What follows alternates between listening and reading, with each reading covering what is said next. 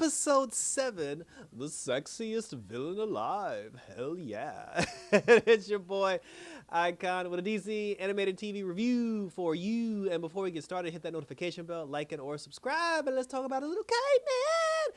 So, it's the sexiest villain alive contest, and apparently Lex Luthor has won this award for the previous 7 years.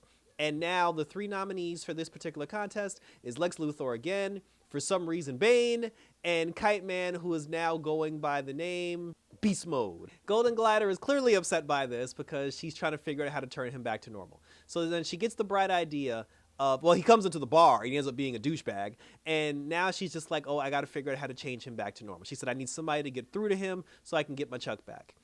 Malice, for some reason, she didn't like the fact that Beast Mode was running for like the sexiest man alive, and because Bane for some reason was the third candidate, she decided to put all her energy and attention to making sure Bane wins this contest, so this way Kite Man can't win the contest. So then Golden Glider ends up getting the bright idea. She goes and she talks to Chuck's dad, because he's like, you know, he tries so hard to get his father's approval. She figured that if anybody can talk to him and shame him into looking the way he looks and to get him turned back to normal, it could be his father.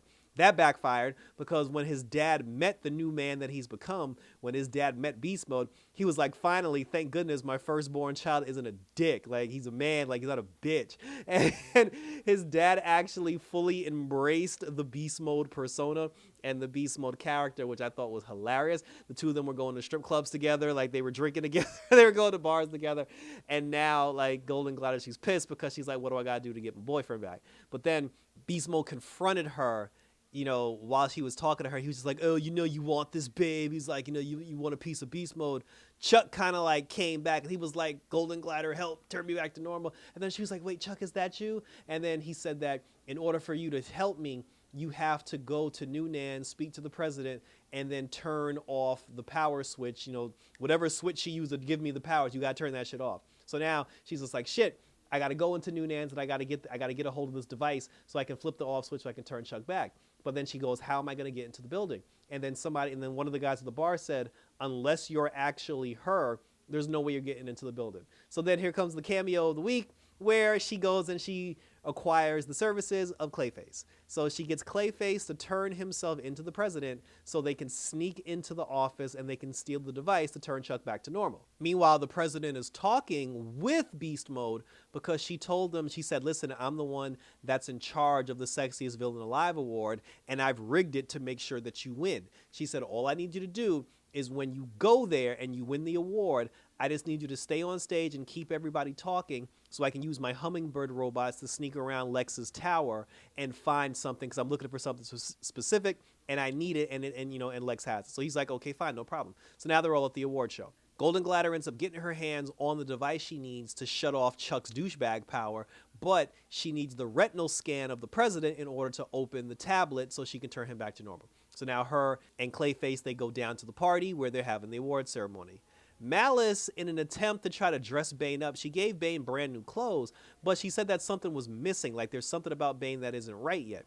When she goes into the storage room, into the freezer, she sees the briefcase that Lex Luthor had hid into the freezer, which contains the anti-life equation. And she gave the briefcase to Bane to complete his look so he could hopefully win this contest.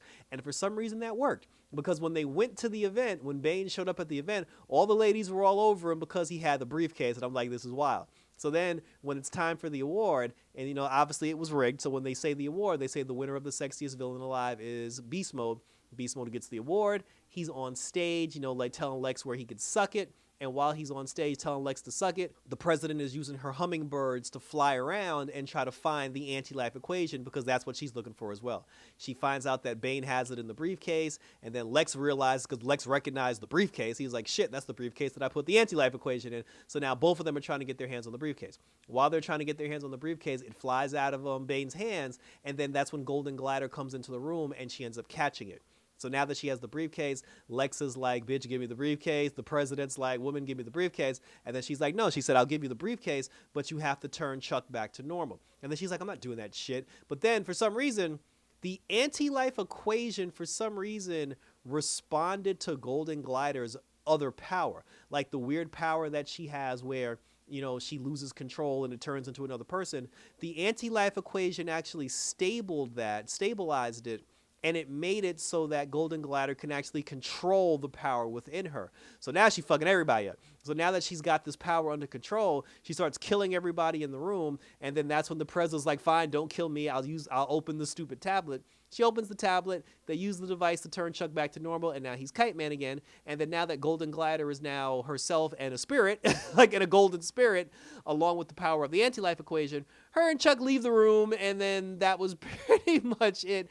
And now everybody's like, shit, this bitch has the anti-life equation in her soul. Which says to me at some point now, Darkseid is going to come back in the next episode, and he's going after Golden Glider because Darkseid wants the anti-life equation. And then, side note, side storyline, the black villain, the one that's attached to the conjoint twin guy, the male conjoint twin ended up dating Killer Wasp, or I forgot her name. Like, they used her on Titans. They had Killer Moth or whatever. Like, she was dating this villain that has, like, bee powers, like beehive powers or whatever. The black chick, she was actually dating Toyman. Her head got severed from the conjoint body, and then when she realized that this bee person was actually going to kill, you know, like the guy, she felt bad and she went to go save him. When she went to go save him, she found her original body in a honey-based shell that was being preserved inside this villain's lair. So now she's like, fuck homeboy, I'm getting my body back. So now next episode she's gonna have her body back. But yeah, but that's how the episode ended, and thank you for tuning in. So now I thought it was hilarious that his dad actually like was down with the whole beast mode shit. It makes perfect sense. But now that Golden Glider has the anti-life equation running through her veins, like I said, this is gonna cause a whole big thing between Malice and Darkseid and Golden Glider and Lex Luthor and everybody. So we'll see where it goes, but I'm definitely interested. Share your questions, comments, and or concerns down below, and we'll continue to talk about it. Check out my other reviews and my other videos because I have a video for Anime NYC up on my channel. I still got Batman Cape Crusader up on my channel. I also have my review for Deadpool and Wolverine, and we have more stuff coming out for you guys as well because we're going to keep pumping this out. And thank you to everyone who has subscribed to my YouTube channel so far. I love you all. So until next time, guys, for some more Kite Man action, take care from the sexiest man alive, and I'm out this.